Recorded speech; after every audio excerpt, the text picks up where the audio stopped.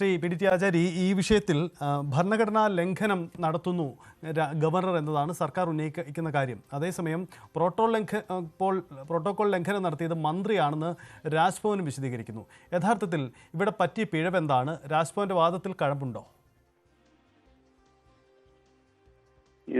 ഈ ഭാരതമാതാവിന്റെ ചിത്രം എന്ന് പറയുന്നത് അങ്ങനെ ഒരു ചിത്രം നമ്മുടെ ഭരണഘടന ഒന്നും അംഗീകരിക്കാത്ത ഒരു കാര്യമാണ്.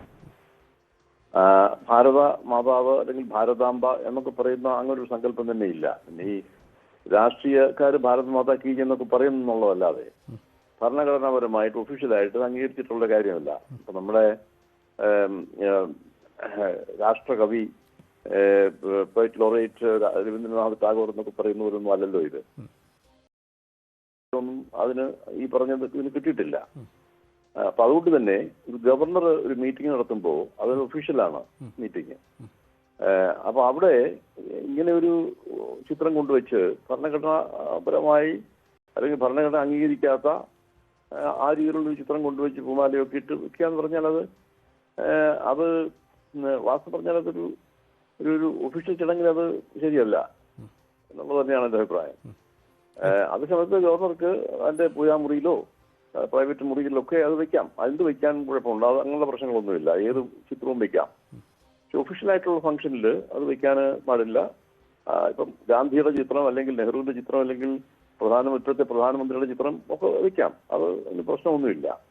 പക്ഷെ അതുപോലല്ലോ ഇത് അങ്ങനെ ഈ ഒരു സങ്കല്പം തന്നെ നമ്മുടെ ഭരണഘടനയുടെ ഒന്നും ഒരു ഭാഗമേ അല്ല. ഭരണഘടനയൊന്നും അംഗീകരിച്ചിട്ടില്ല.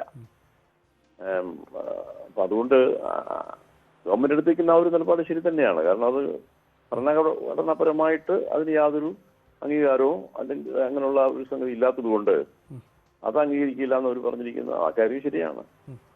ഭാരതാംബയുടെ ചിത്രം എന്ന് പറഞ്ഞാൽ ആരുടെ ആയാലും അത് എവിടെയെങ്കിലും ഗവർണർക്ക് മറ്റു മുറികളിൽ വെക്കാൻ പറ്റും. ഇപ്പൊ പറയട്ടെ, പരശുരാമന്റെ ഒരു ചിത്രം എടുത്ത് വെച്ച് കേരള ഗവൺമെന്റ് പരശുരാമന്റെ ഒരു ചിത്രം എടുത്ത് വെക്കുക എന്ന് പറഞ്ഞു കഴിഞ്ഞാൽ പരശുരാമനാണല്ലോ കേരളം സൃഷ്ടിച്ചെന്നാണല്ലോ പഴയ ഐതിഹ്യം.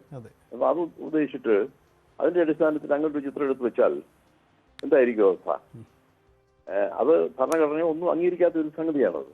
ചരിത്രം പോലും അംഗീകരിച്ചിട്ടില്ല. അത് വെറും ഐതിഹ്യമാണ് എന്ന് പറഞ്ഞതുപോലെ അതാണ് ഈ ഭാരതാംബയുടെ ഒരു കാര്യം അതുപോലെയാണ്. അല്ല, ഇതൊരു അനാവശ്യ വിവാദമാണ് അല്ലെങ്കിൽ ബോധപൂർവമായി ഉണ്ടാക്കിയെടുക്കുന്ന ഒരു വിവാദം എന്ന തോന്നലുണ്ടോ? കാരണം ഗവർണർമാർ മുൻകാല പൂർവാശ്രമത്തിലെ രാഷ്ട്രീയം ഉപേക്ഷിക്കാതെ ഗവർണർ സ്ഥാനത്ത് തുടരുന്നത് തന്നെയാണോ? സാർ, അതായത് ഈ ഗവർണർമാർ അവർ സ്വാഭാവികമായും രാഷ്ട്രീയ പ്രവർത്തകരായിരുന്നു, മറ്റ് സ്ഥാനങ്ങളിൽ ഇരുന്നവരാണ്. അവരുടെ രാഷ്ട്രീയം ഗവർണർ സ്ഥാനത്തേക്ക് വരുമ്പോൾ അത് മറന്ന് ആ ഗവർണർ സ്ഥാനത്തിന് ഉചിതമായ നടപടിയുമായി മുന്നോട്ട് പോകുന്നു എന്നതാണല്ലോ നമ്മുടെ കഴിഞ്ഞകാല ചരിത്രം. അതിൽ നിന്ന് വ്യത്യസ്തമാണ് ആരിഫ് മുഹമ്മദ് ഖാൻ മുതൽ നമ്മൾ കണ്ടുവരുന്നത്. അത് അതേപടി ആവർത്തിക്കപ്പെടുമ്പോൾ ഇത് കൂടുതൽ ഒരു ഏറ്റുമുട്ടലായി ഇത് മാറാനുള്ള ഒരു സാധ്യതയില്ലേ? കാരണം പ്രത്യേകിച്ച് പ്രോട്ടോകോൾ ലംഘനം മന്ത്രിയുടെ ഭാഗത്തു നിന്നുണ്ടായി എന്ന് രാജ്ഭവൻ വിശദീകരിക്കുന്നുണ്ട്. അങ്ങനെയെങ്കിൽ അതിൻ്റെ ഒരു തുടർ നീക്കങ്ങളും രാജ്ഭവനിൽ നിന്ന് പ്രതീക്ഷിക്കണ്ടേ? ഇതൊന്നും ഒരു വാസം പറഞ്ഞതൊരു ഒരു ഇഷ്യൂ പോലും അല്ല. ഇതൊന്നും ഒരു പ്രശ്നം, ഇങ്ങനെ ഒരു ഇഷ്യൂ ഒക്കെ ആക്കേണ്ട കാര്യങ്ങളൊന്നുമില്ല. കാരണം എല്ലാവരും വളരെ മെച്യൂറായിട്ടുള്ള പൊളിറ്റീഷ്യൻസും അങ്ങനെയുള്ള ബാക്ക്ഗ്രൗണ്ടിലൊക്കെ ഉള്ള ആളുകളല്ലേ. ഇതൊന്നും ഒരു വലിയ പ്രശ്നം ആക്കേണ്ട കാര്യമേ ഇല്ല. ഒഫീഷ്യൽ ഫംഗ്ഷനിൽ ഈ മാതിരി കാര്യങ്ങളിൽ അങ്ങനെ ഈ മാതിരിയുള്ള ചിത്രങ്ങൾ വെക്കാൻ പാടില്ല ഒഫീഷ്യൽ പരിപാടിയിൽ.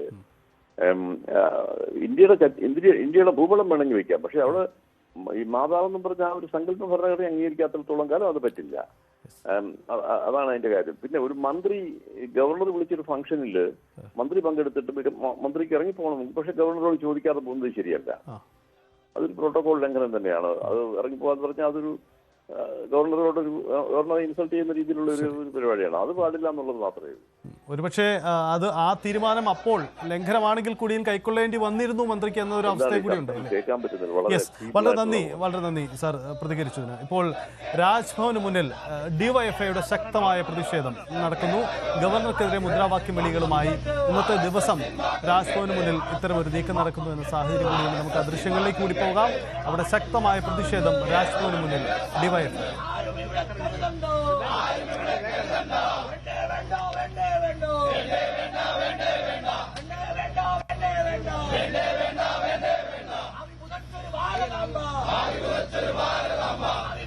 ഭാരതാംബ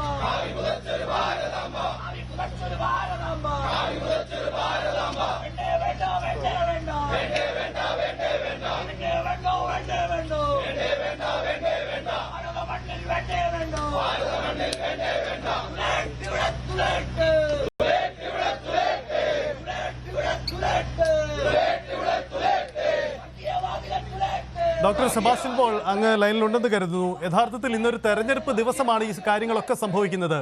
മന്ത്രിയുടെ പ്രതിഷേധം അത് പ്രോട്ടോകോൾ ലംഘനമാണെന്ന് അറിഞ്ഞിട്ട് കൂടിയാവാം ഒരുപക്ഷെ മന്ത്രി അത്തരം ഇറങ്ങിപ്പോക്കിന് തയ്യാറായത്. ഇന്നൊരു തെരഞ്ഞെടുപ്പ് ദിവസം അതുണ്ടാക്കുന്ന രാഷ്ട്രീയപരമായ ഒരു സാധ്യതയും ചെറുതല്ല. ഇതാ ഇപ്പോൾ നോക്കൂ, ഡിവൈഎഫ്ഐയുടെ പ്രതിഷേധം രാജ്ഭവന് മുന്നിലേക്ക്. ഈ ദിവസത്തെ ഈ നീക്കത്തിൽ ഒരു രാഷ്ട്രീയം കണ്ടാൽ അത് തെറ്റായി പോകുമോ? അല്ല, ഇന്ന് എന്ത് സംഭവിച്ചാലും അതിൽ രാഷ്ട്രീയം ഉണ്ടാവും. ഇവിടെ ഇപ്പോൾ ഇന്നലെ മുതൽ നടക്കുന്ന ചർച്ച എന്താണ്? CPM-ഉം RSS-ഉം തമ്മിൽ പുരാതന കാലത്ത് ബന്ധമുണ്ടായിരുന്നു എന്നൊക്കെയുള്ളതാണ് ഇപ്പോഴത്തെ നടക്കുന്ന ചർച്ചകൾ. അതിന് മന്ത്രി ശിവൻകുട്ടി നൽകിയിരിക്കുന്ന ഏറ്റവും ഫലപ്രദമായ ശക്തമായ മറുപടിയാണത്. അത് അറിഞ്ഞോ അറിയാതെയോ അത് സംഭവിച്ചിരിക്കുന്നു. ആ അവസരമാണ്, സാധ്യതയാണ് അവർ പ്രയോജനപ്പെടുത്തിക്കൊണ്ട് DYFI രാജ്ഭവൻ മാർച്ച് നടത്തിക്കൊണ്ടിരിക്കുന്നത്. അപ്പോൾ തീർച്ചയായും ഇത് ഒരു അടുപ്പിക്കാൻ വയ്യാത്ത ഒരു അകൽച്ച ഈ വിഷയത്തിലുണ്ട്. ഇവിടെ ഇപ്പോൾ ശ്രീ ആചാര്യ ചൂണ്ടിക്കാണിച്ചതുപോലെയും ഞാൻ നേരത്തെ പറഞ്ഞതുപോലെയും പ്രോട്ടോകോൾ ലംഘനം മന്ത്രിയുടെ ഭാഗത്തു നിന്നുണ്ട്.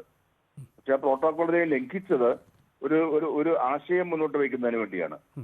ആ ആശയം ഫലപ്രദമായി മുന്നോട്ട് വയ്ക്കുന്നതിന്, അതൊരു വലിയ ചർച്ചാ വിഷയമാക്കുന്നതിന്, വോട്ടിംഗ് നടക്കുന്ന ദിനം അതിന് രാഷ്ട്രീയമായ പ്രത്യാഘാതവും പ്രയോജനവും ഒക്കെ ഉണ്ടാകും. ആ സാധ്യതകളൊക്കെ ഇന്ന് മന്ത്രി ശിവൻകുട്ടി ഈ നടപടിയിലൂടെ തുറന്നിട്ടിരിക്കുകയാണ്.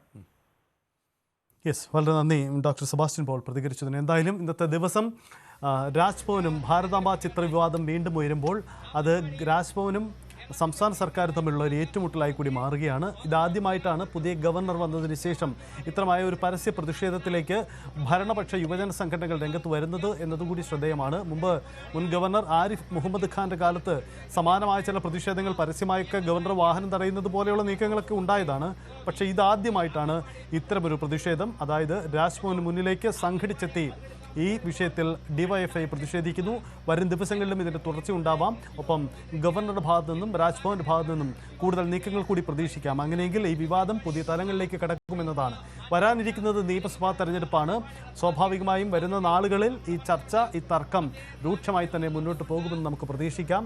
ഇന്ന് നിലമ്പൂർ ഉപതെരഞ്ഞെടുപ്പ് ദിവസം ഈ വിഷയം ചർച്ച ചെയ്യുന്ന രാഷ്ട്രീയം കൂടി പ്രസക്തമാണ്.